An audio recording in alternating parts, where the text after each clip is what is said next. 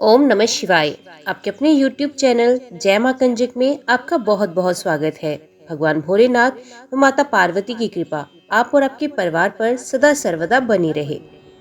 श्री शिव महापुराण की कथाओं को आगे बढ़ाते हुए आज की कथा का आरंभ हम शिव पूजन की श्रेष्ठ विधि अध्याय से करेंगे। उम्मीद करती हूँ कथा का पूरा फल लेने के लिए आप कथा को शुरू से लेकर अंत तक जरूर श्रवण करेंगे। ओम नमः शिवाय। ब्रह्मा जी और नारद जी का संवाद। ब्रह्मा जी कहते हैं, हे नारद, अब मैं शिव पूजन की सर्वोत्तम विधि बताता हूँ। ये विधि समस्त अभिष्ट तथा सुखों को प्रदान करने वाली है। उपासक ब्रह्म मुहूर्त में उठकर जगदम्बा पार्वती और भगवान शिव का स्मरण करें। दोनों हाथ जोड़कर उनके सामने सर झुकाकर भक्ति पूर्वक प्रार्थना करें। हे देवेश उठिए, हे त्रिलोकीनाथ उठिए, मेरे हृदय में निवास करने वाले देव उठिए और पूरे ब्रह्मांड का मंगल करिए। हे प्रभु, मैं अधर्म को नहीं जानता, आपकी प्रेरणा से ही मैं कार्य करता हूँ। फिर गुरु चरणों का ध्यान करते हुए कमरे से निकलकर शौच आदि से निवृत्त हो। मिट्टी और जल से देह को शुद्ध करें। दोनों हाथों और पैरों को धोकर दातुन करें तथा 16 बार जल की अंजलियों से मुंह को धोए। ये कार्य सूर्य उदय से पूर्व ही करें। हे देवताओं और ऋषियों, षष्ठी, प्रतिपदा, अमावस्या, नवमी और रविवार के दिन दातुन ना करें। नदी अथवा घर में समय से स्नान करें। मनुष्य को देश और काल के विरुद्ध स्नान नहीं करना चाहिए। रविवार, श्राद्ध, संक्रांति, ग्रहण, महादान और उपवास वाले दिन गर्म जल में स्नान ना करें। कर्म से वारों को देखकर ही तेल लगाएं। जो मनुष्य नियम पूर्वक रोज तेल लगाता है उसके लिए तेल लगाना किसी भी दिन दूषित नहीं है। सरसों के तेल को ग्रहण के दिन प्रयोग में ना लाएं। इसके उपरांत स्नान पूर्व या उत्तर की ओर मुख करके करें। स्नान के उपरांत स्वच्छ अर्थात धुले हुए वस्त्र को धारण करें। दूसरों के पहने हुए अथवा रात में सोते समय पहने हुए वस्त्रों को बिना धुले धारण ना करें। स्नान के बाद पितरों एवं देवताओं को प्रसन्न करने हेतु तर्पण करें। उसके बाद धुले हुए वस्त्र धारण करें और आचमन करें। पूजा हेतु स्थान को गोबर आदि से लीपकर शुद्ध करें। वहां लकड़ी के आसन की व्यवस्था करें। ऐसा आसन अभिष्ट फल देने वाला होता है। उस आसन पर बिछाने के लिए मृग अर्थात हिरण की खाल की व्यवस्था करें। उस पर बैठकर भस्म से त्रिपुंड लगाएं। त्रिपुंड से जप तप तथा दान सफल होता है। त्रिपुंड लगाकर रुद्राक्ष को धारण करें। तत्पश्चात मंत्रों का उच्चारण करते हुए आचमन करें। पूजा सामग्री को एकत्रित करें। फिर जल, गंध और अक्षत के पात्र को दाहिने भाग में रखें। फिर गुरु की आज्ञा लेकर और उनका ध्यान करते हुए सब परिवार शिव का पूजन करें। विघ्न विनाशक गणेश जी का बुद्धि सिद्धि सहित पूजन करें। ओम गणपते नमः का जाप करके उन्हें नमस्कार करें तथा क्षमा याचना करें। कार्तिकेय एवं गणेश जी का एक साथ पूजन करें तथा उन्हें बारंबार नमस्कार करें। फिर द्वार पर स्थित लंबोदर नामक द्वारपाल की पूजा करें। तत्पश्चात भगवती देवी की पूजा करें। चंदन, कुमकुम, धूप, दीप और नैवेद्य से शिव का पूजन करें। प्रेम पूर्वक नमस्कार करें। अपने घर में मिट्टी, सोना, चांदी, धातु या अन्य किसी धातु की शिव प्रतिमा बनाएं। भक्ति पूर्वक शिव जी की पूजा कर उन्हें नमस्कार करें। मिट्टी का शिवलिंग बनाकर विधि पूर्वक उसकी स्थापना करें तथा उसकी प्राण प्रतिष्ठा करें। घर में भी मंत्रोच्चार करते हुए पूजा करनी चाहिए। पूजा उत्तर की ओर मुख करके करनी चाहिए। आसन पर बैठकर गुरु को नमस्कार करें। अर्घ्य पात्र से शिवलिंग पर जल चढ़ाएं। शांत मन से पूर्ण श्रद्धावंत होकर महादेव जी का आवाहन इस प्रकार करें। जो कैलाश के शिखर पर निवास करते हैं, पार्वती देवी के पति हैं, जिनके स्वरूप का वर्णन शास्त्रों में है, जो समस्त देवताओं के लिए पूजित हैं, जिनके 5 मुख, 10 हाथ तथा प्रत्येक मुख पर 3-3 नेत्र हैं, जो सर पर चंद्रमा का मुकुट और जटा धारण किए हुए हैं, जिनका रंग कपूर के समान है, जो बाघ की खाल बांधते हैं, जिनके गले में वासुकी नामक नाग लिपटा हुआ है, जो सभी मनुष्यों को शरण देते हैं, और सभी भक्तगण जिनकी जय जयकार करते हैं, जिनका सभी वेद और शास्त्रों में गुणगान किया गया है। ब्रह्मा विष्णु जिनकी स्तुति करते हैं, जो परम आनंद देने वाले तथा भक्त वत्सल हैं, ऐसे देवों के देव महादेव भगवान शिव जी का मैं आवाहन करता हूँ। इस प्रकार आवाहन करने के पश्चात उनका आसन स्थापित करें। आसन के बाद शिव जी को पाद्य और अर्घ्य दें।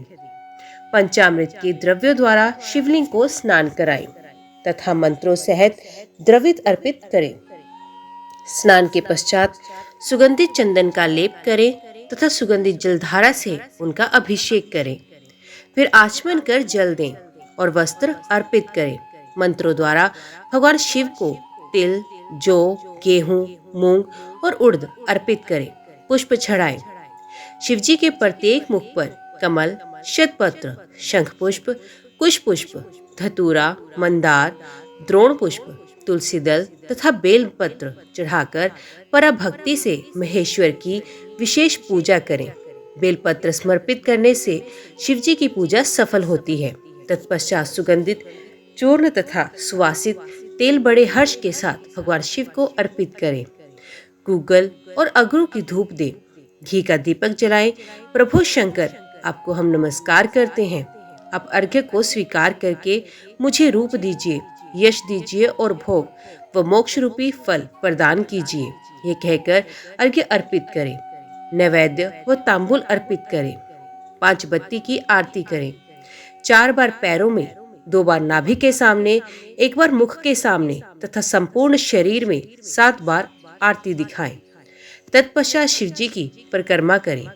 हे प्रभु शिव शंकर, मैंने अज्ञान से अथवा जानबूझकर जो पूजन किया है वे आपकी कृपा से सफल हो। हे भगवान, मेरे प्राण आप में लगे हैं। मेरा मन सदा आपका ही चिंतन करता है। हे गौरीनाथ, भूतनाथ, आप मुझ पर प्रसन्न हो। प्रभु, जिनके पैर लड़खड़ाते हैं उनका आप ही एकमात्र सहारा है। जिन्होंने कोई भी अपराध किया है उनके लिए आप ही शरणदाता हैं। ये प्रार्थना करके पुष्पांजलि अर्पित करें तथा पुण्य भगवान शिव को नमस्कार करें। देवेश्वर प्रभु, अब आप परिवार सहित अपने स्थान को पधारें तथा जब पूजा का समय हो तब पुण्य यहाँ पधारें। इस प्रकार भगवान शंकर की प्रार्थना करते हुए उनका विसर्जन करें और उस जल को अपने हृदय में लगाकर मस्तक पर लगाएं। हे महर्षियों, इस प्रकार मैंने आपको शिव पूजन की सर्वोत्तम विधि बता दी है, जो भोग और मोक्ष प्रदान करने वाली है। ऋषिगण बोले, हे ब्रह्मा जी, आप सर्वश्रेष्ठ हैं। आपने हम पर कृपा कर शिव पूजन की सर्वोत्तम विधि का वर्णन हमसे किया, जिसे सुनकर हम सब कृतार्थ हुए। हे महाभाग, अब आप ये बताएं कि भगवान शिव जी की किन किन फूलों से पूजा करनी चाहिए। विभिन्न फूलों से पूजा करने पर क्या क्या फल प्राप्त होता है। सूत जी बोले, हे ऋषियों, यही प्रश्न नारद जी ने ब्रह्मा जी से किया। ब्रह्मा जी ने उन्हें पुष्पों द्वारा शिव जी की पूजा के महात्म्य को बताया। ब्रह्मा जी ने कहा, नारद, लक्ष्मी अर्थात धन की कामना करने वाले मनुष्य को कमल के फूल, बेलपत्र, शतपत्र और शंख पुष्प से भगवान शिव का पूजन करना चाहिए। 1 लाख पुष्पों द्वारा भगवान शिव की पूजा होने पर सभी पापों का नाश होता है और लक्ष्मी की प्राप्ति होती है। 1 लाख फूलों से शिव की पूजा करने से मनुष्य को संपूर्ण अभीष्ट फलों से की प्राप्ति होती है। जिसके मन में कोई कामना ना हो, वे उपासक इस पूजन से शिव स्वरूप हो जाता है। मृत्युंजय मंत्र के 5 लाख जाप पूरे होने पर महादेव के स्वरूप के दर्शन होते हैं। 1 लाख जाप से शरीर की शुद्धि होती है। दूसरे लाख के जाप से पहले जन्म की बातें याद आती हैं। तीसरे लाख जाप के पूर्ण होने पर इच्छा की गई सभी वस्तुओं की प्राप्ति होती है। चौथे लाख जाप पूर्ण होने पर भगवान शिव सपनों में दर्शन देते हैं। 5वां लाख जाप पूरा होने पर वे प्रत्यक्ष दर्शन देते हैं। मृत्युंजय मंत्र के 10 लाख जाप करने से संपूर्ण फलों की सिद्धि होती है। मोक्ष की कामना करने वाले मनुष्य को 1 लाख दुर्वा से शिव पूजन करना चाहिए। आयु वृद्धि की इच्छा वाले मनुष्य को 1 लाख दुर्वाओं द्वारा पूजन करना चाहिए। पुत्र प्राप्ति की इच्छा रखने वाले मनुष्य को 1 लाख धतूरे के फूलों से पूजा करनी चाहिए। पूजन में लाल डंठल वाले धतूरे को शुभदायक माना जाता है। यश प्राप्ति के लिए 1 लाख अगस्त्य के फूलों से पूजा करनी चाहिए। तुलसी दल द्वारा शिवजी की पूजा करने से भोग और मोक्ष की प्राप्ति होती है। अड़हुल के 1 लाख फूलों से पूजा करने पर शत्रुओं की मृत्यु होती है। 1 लाख करवीर के फूलों से पूजन करने से समस्त रोगों का नाश होता है। दोपहरिया के फूलों से पूजन से आभूषण तथा चमेली के फूलों से पूजन करने से वाहन की प्राप्ति होती है। अलसी के फूलों से पूजन करने से विष्णु जी प्रसन्न होते हैं। बेल के फूलों से अर्घ देने पर अच्छे जीवन साथी की प्राप्ति होती है। जूहे के फूलों से पूजन करने पर घर धन संपदा का वास होता है तथा अन्न के भंडार भर जाते हैं। कनेर के फूलों से पूजा करने पर वस्त्रों की प्राप्ति होती है। सेदुआरी और शिफालिका के फूलों से पूजन करने पर मन निर्मल होता है। हार श्रृंगार के फूलों से पूजन करने पर सुख संपत्ति की वृद्धि होती है। राई के 1 लाख फूलों से पूजन करने पर शत्रु मृत्यु को प्राप्त होते हैं।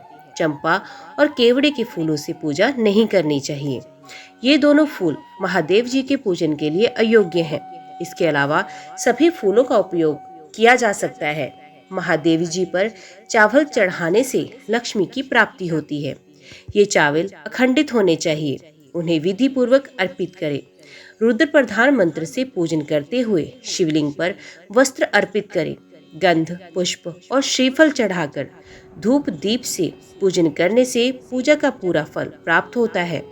उसी प्रांगण में 12 ब्राह्मणों को भोजन कराएं। इससे सांगोपांग पूजा संपन्न होती है। 1 लाख तिलों से शिवजी का पूजन करने पर समस्त दुखों और क्लेशों का नाश होता है। जौ के दाने चढ़ाने पर स्वर्गीय सुख की प्राप्ति होती है। गेहूं के बने भोजन से 1,00,000 बार शिव पूजन करने से संतान की प्राप्ति होती है। मूंग से पूजन करने पर उपासक को धर्म, अर्थ और काम भोग की प्राप्ति होती है तथा वे पूजा समस्त सुखों को देने वाली होती है। उपासक को निष्काम होकर मोक्ष की प्राप्ति के लिए भगवान शिव की पूजा करनी चाहिए। भक्ति भाव से विधि पूर्वक शिव की पूजा करके जल धारा समर्पित करनी चाहिए। शरुद्रीय मंत्र से एकादश रुद्र, जप, सुकच, षडंग, महामृत्युंजय और गायत्री मंत्र में नाम लगाकर नामों से अथवा प्रणव ओम मंत्र द्वारा शास्त्रोक्त मंत्र से जलधारा शिवलिंग पर चढ़ाएं। धारा पूजन से संतान की प्राप्ति होती है। सुख और संतान की वृद्धि के लिए जलधारा का पूजन उत्तम है।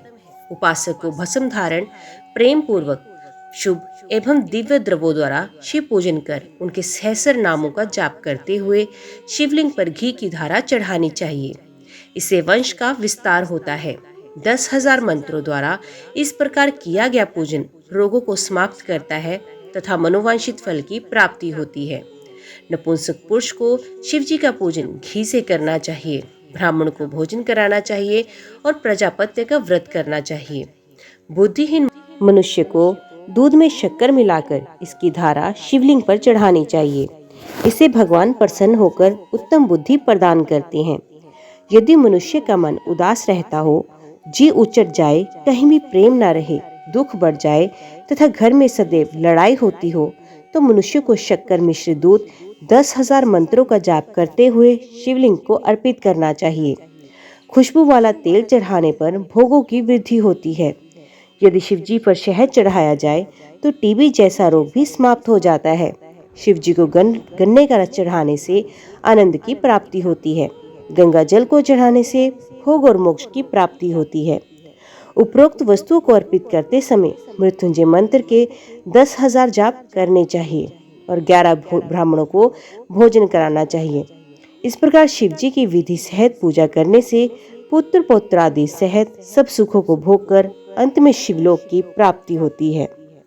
नारद जी ने पूछा, हे पितामह, आपने बहुत सी ज्ञान बढ़ाने वाली उत्तम बातों को सुनाया। कृपा इसके अलावा और भी जो आप सृष्टि एवं उससे संबंधित लोगों के बारे में जानते हैं, हमें बताने की कृपा करें। ब्रह्मा जी बोले, मुने, हमें आदेश देकर जब महादेव जी अंतर्ध्यान हो गए तो मैं उनकी आज्ञा का पालन करते हुए ध्यान मग्न होकर अपने कर्तव्यों के विषय में सोचने लगा। उस समय भगवान श्री हरि विष्णु से ज्ञान प्राप्त कर मैंने सृष्टि की रचना करने का निश्चय किया। भगवान विष्णु मुझे आवश्यक उपदेश देकर वहां से चले गए। भगवान शिव की कृपा से ब्रह्मांड से बाहर वैकुंठ धाम में जा पहुंचे और वहीं निवास करने लगे।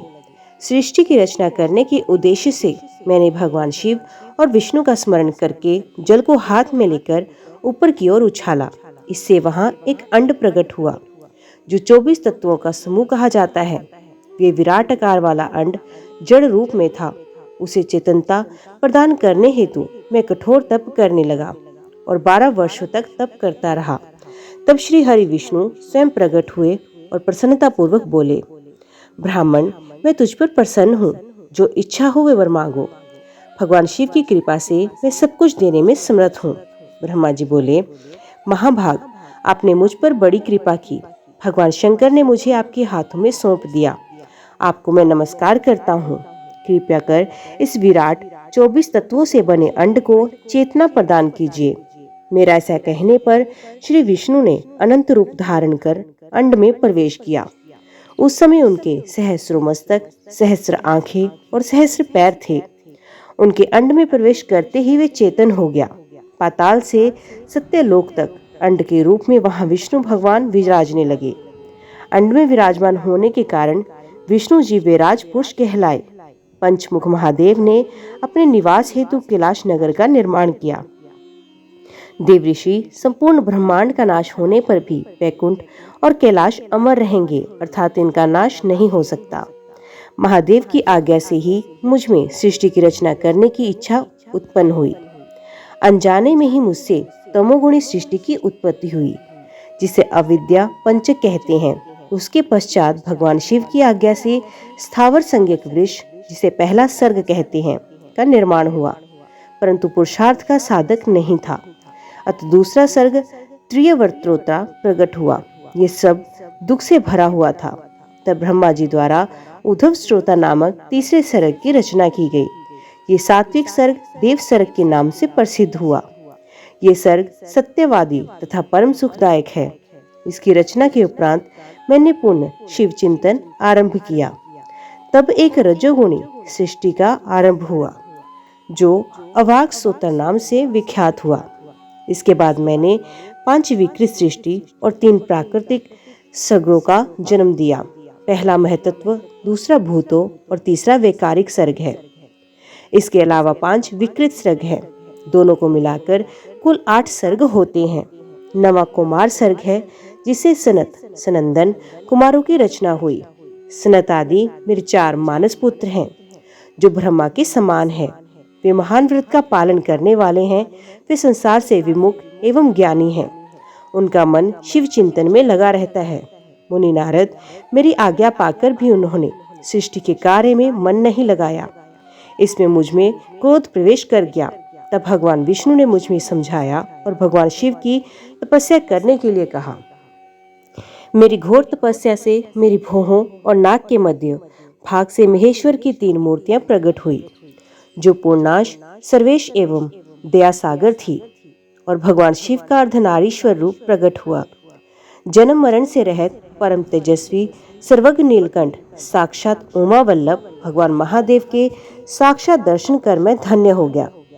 मैंने भक्ति भाव से उन्हें प्रणाम किया और उन्हें प्रसन्न करने के लिए उनकी स्तुति करने लगा।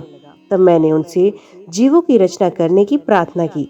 मेरी प्रार्थना स्वीकार करते हुए देवादिदेव भगवान शिव ने रुद्रगणों की रचना की। तब मैंने उनसे पुनः कहा, देवेश्वर शिव शंकर, अब आप संसार की मोह माया से लिप्त ऐसे जीवों की रचना करें जो मृत्यु और जन्म के बंधन में बंधे हों। ये सुनकर महादेव जी हंसते हुए कहने लगे, हे ब्रह्मा, मैं जन्म और मृत्यु के भय में लिप्त जीवों की रचना नहीं करूंगा, क्योंकि वे जीव संसार रूपी बंधन में बंधे होने के कारण दुखों से युक्त होंगे। मैं सिर्फ से उनका उद्धार करूंगा, उन्हें परम ज्ञान प्रदान कर उनके ज्ञान का विकास करूंगा। हे प्रजापते, इन जीवों की रचना आप करें। मोह माया के बंधनों में बंधे इस प्रकार के जीवों की सृष्टि करने पर भी आप इस माया में नहीं बंधेंगे। मुझसे इस प्रकार कहकर महादेव शिव शंकर अपने पार्षदों के साथ वहां से अंतर ध्यान हो गए। ब्रह्मा जी बोले, नारद, शब्द आदि पंचभूतों द्वारा पंचकरण करके उनके स्थूल आकाश, वायु, अग्नि, जल और पृथ्वी, पर्वत, समुद्र, वृक्ष और कला आदि से युगों और कालों की मैंने रचना की तथा और भी कई पदार्थ मैंने बनाए। उत्पत्ति और विनाश वाले पदार्थों का भी मैंने निर्माण किया। परंतु जब इससे भी मुझे संतोष नहीं हुआ तो मैंने माँ अम्बा सहित भगवान शिव का ध्यान करके सृष्टि के अन्य पदार्थों की रचना की और अपने नेत्रों से मरीच को, हृदय से भृगु को, सर से अंगिरा को, कान से मुनिश्रेष्ठ पुलह को, उदान से पुलसत्य को, समान से वशिष्ठ को, अपान से क्रतु को, दोनों कानों से अत्रि को, प्राण से दक्ष को और गोद से तुमको, शाय से कर्दम मुनि को उत्पन्न किया। सब साधनाओं के साधन कर्म को भी मैंने अपने संकल्प से प्रकट किया। मुनिश्रेष्ठ, इस तरह साधकों की रचना करके महादेव जी की कृपा से मैंने अपने को कृतार्थ माना। मेरे संकल्प से उत्पन्न धर्म मेरी आज्ञा से मानव का रूप धारण कर साधन में लग गए। इसके उपरांत मैंने अपने शरीर के विभिन्न अंगों से देवता व असुरों के रूप में अनेक पुत्रों की रचना करके उन्हें विभिन्न शरीर प्रदान किए। तत्पश्चात भगवान शिव की प्रेरणा से मैं अपने शरीर के दो भागों से विभक्त कर दो रूपों वाला हो गया। मैं आधे शरीर से पुरुष व आधे से नारी हो गया। पुरुष स्वयंभू मनु नाम से प्रसिद्ध हुए एवं उच्च कोटि के साधक कहलाए। नारी रूप से शत्रुपा नाम वाली योगिनी एवं परम तेजस्विनी पुत्री उत्पन्न हुई। मनु ने वैवाहिक विधि से अत्यंत सुंदरी शत्रुपा का पाणी ग्रहण किया और मैथुन द्वारा सृष्टि को उत्पन्न करने लगे। उन्होंने शत्रुपा से प्रियव्रत, तानपाद नामक 2 पुत्र तथा आकुति, देवहूति और प्रसूति नाम की 3 पुत्रियां प्राप्त की। आकुति का रुचि मुनि से, देवहूति का कर्दम मुनि से तथा प्रसूति का दक्ष प्रजापति के साथ विवाह कर दिया गया। इनकी संतानों से पूरा जगत चराचर हो गया। रुचि और आकुति के वैवाहिक संबंध में यज्ञ और दक्षिणा नामक स्त्री पुरुष का जोड़ा उत्पन्न हुआ। यज्ञ की दक्षिणा से 12 पुत्र हुए। मुने, कर्दम और देवहूति के संबंध से बहुत सी पुत्रियां पैदा हुई। दक्ष और प्रसूति से 24 कन्याएं हुई। दक्ष ने 13 कन्याओं का विवाह धर्म से किया। ये 13 कन्याएं श्रद्धा, लक्ष्मी, धृति, तुष्टि, पुष्टि, मेधा, क्रिया, बुद्धि, लज्जा, वसु, शांति, सिद्धि और कीर्ति हैं। अन्य 11 कन्याएं ख्याति, सती, संभूति, स्मृति, प्रीति, क्षमा, सनति, अनुसूया, ऊर्जा, स्वाहा और स्वधा का विवाह भृगु, शिव, मारीचि, अंगिरा, पुलसत्य, पुलह, क्रतु, अत्रि, वशिष्ठ, अग्नि और पितर नामक मुनियों से संपन्न हुआ। इनकी संतानों से पूरा त्रिलोक भर गया। अंबिकापति महादेव जी की आज्ञा से बहुत से प्राणी श्रेष्ठ मुनियों के रूप में उत्पन्न हुए। कल्प भेद से दक्ष की 60 कन्याएं हुई। उनमें से 10 कन्याओं का विवाह धर्म से, 27 का चंद्रमा से, 13 कन्याओं का विवाह कश्यप ऋषि से संपन्न हुआ। नारद, उन्होंने 4 कन्याएं अरिष्ट नेमि को ब्याह दी। भृगु, अंगिरा और कुशाव से 2-2 कन्याओं का विवाह कर दिया गया। कश्यप ऋषि की संतानों से संपूर्ण त्रिलोक आलोकित है। देवता ऋषि, दैत्य वृक्ष, पक्षी, पर्वत तथा लताएं आदि कश्यप पत्नियों से पैदा हुए। इस 13 भगवान शंकर की आज्ञा से ब्रह्मा जी ने पूरी सृष्टि की रचना की। सर्वव्यापी शिव जी द्वारा तपस्या के लिए प्रकट देवी, जिन्हें रुद्रदेव ने त्रिशूल के अग्रभाग पर रखकर उनकी रक्षा की, वे सती देवी ही दक्ष से प्रकट हुई थी। उन्होंने भक्ता का उद्धार करने के लिए अनेक लीलाएं की। इस प्रकार देवी शिवा ही सती के रूप में भगवान शंकर की अर्धांगिनी बनी। परंतु अपने पिता के यज्ञ में अपने पति का अपमान देखकर उन्होंने अपने शरीर को यज्ञ की अग्नि में भस्म कर दिया। देवताओं की प्रार्थना पर ही मां सती पार्वती के रूप में प्रकट हुई और कठिन तपस्या करके उन्होंने पुण्य भगवान भोलेनाथ को प्राप्त किया। वे इस संसार में कालिका, चंडिका, भद्रा, चामुंडा, विजया, जया, जयंती, भद्रकाली, दुर्गा, भगवती, कामाख्या, कामदा, अम्बा, मृडानी और सर्वमंगला आदि अनेकों नामों से पूजी जाती हैं। देवी के ये नाम भोग और मोक्ष को देने वाले हैं। मुनि नारद, इस प्रकार मैंने तुम्हें सृष्टि की उत्पत्ति की कथा सुनाई। पूरा ब्रह्मांड भगवान शिव की आज्ञा से मेरे द्वारा रचा गया है। ब्रह्मा, विष्णु और रुद्र आदि तीनों देवता उन्हीं महादेव के अंश हैं। भगवान शिव निर्गुण और सगुण हैं। वे शिवलोक में शिवा के साथ निवास करते हैं। ओम नमः शिवाय। आज की वीडियो में इतना ही। उम्मीद करती हूँ वीडियो आपको पसंद आई होगी। वीडियो पसंद आई हो तो वीडियो को लाइक और चैनल को सब्सक्राइब जरूर कीजिएगा। ओम नमः शिवाय लिखकर कमेंट बॉक्स में अपनी हाजिरी और अपने सुझाव देना ना भूलिएगा। तो मिलते हैं अगले अध्याय के साथ। तब तक के लिए देखते सुनते रहिए। जय मां कंजक, जय माता दी।